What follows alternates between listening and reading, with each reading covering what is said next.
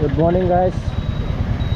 నిన్నైతే మనకు శ్రీ నీలకంఠేశ్వర స్వామి జాతర జరిగింది.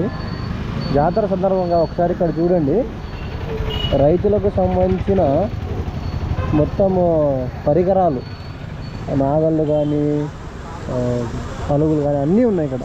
రెడీమేడ్గా రెడీ చేసినవి అన్నీ మొత్తం ఇక్కడి నుంచి అక్కడ వరకు. ఇటు సైడ్ మీరు చూస్తే ఇటు సైడ్ మొత్తము రెడీమేడ్గా తయారు చేసిన ఎద్దుల బండ్లు, టైర్ల ఎద్దుల బండ్లు అన్నీ చూసినారా మీరు?